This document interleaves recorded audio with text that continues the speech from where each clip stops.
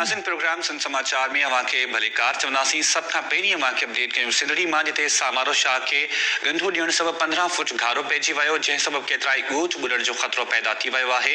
ॿिए तरफ़ ॻोठाणनि बासरनि ख़िलाफ़ सख़्तु एहतजाज कंदे चयो आहे त पिरुमल वटां पंपिंग मशीनूं लॻाए पाणी सामारो शाख में निकाल कयो पियो वञे, पर बासरनि पारां शाह खे गंढो ॾियण सबबि घारो पइजी वियो आहे ऐं अञा ताईं घारो बंदि नाहे कयो वियो। सिंधड़ी मां असांखे जॉइन करे पियो असद छा अपडेट्स आहिनि? केतिराई कलाक हिन घारे खे गुज़री विया आहिनि? छा आपाशी अमलदार पहुता आहिनि? घारे खे बंदि कयो वियो आहे?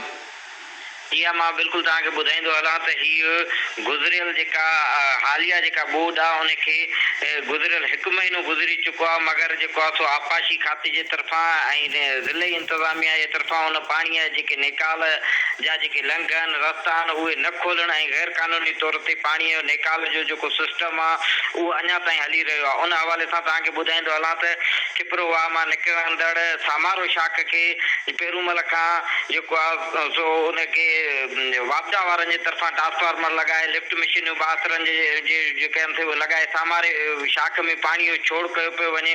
उहो पाणी जेको आहे सो उहो सिंधड़ी तालुके में अची दाख़िल थियो आहे ऐं सिंधड़ी जी जेका यूसी सामारो आहे उनखे ॿोड़े रहियो आहे। उन हवाले सां जेके सामारो मोरी आहे जेका खिपरो मीरपुरखास रोड ते उनखे गंढो ॾेई जेको आहे बासरनि बंदि करे छॾियो आहे। उहो पाणी अवर टाप करे घारा पइजी रहिया आहिनि। अॼु जेको आहे सो ॻोठ इमाम कलोड़े वटां 15 फुट पाणीअ खे अवर टाप करण जे करे उतां जेको घारो पइजी वियो।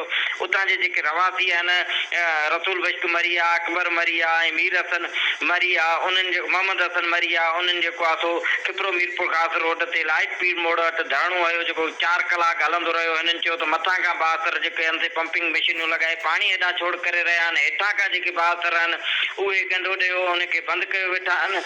असांजा ॻोठ आहिनि जेके ॿुॾी रहिया आहिनि।